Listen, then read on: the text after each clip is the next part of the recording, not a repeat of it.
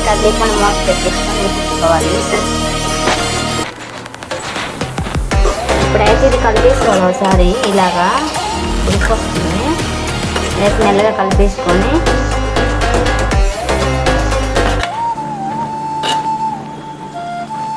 ఇప్పుడు దీన్ని అయితే ఉడికించుకోవాలి. సిమ్లో పెట్టుకొని, స్టవ్ అయితే సిమ్లో పెట్టుకోవాలి.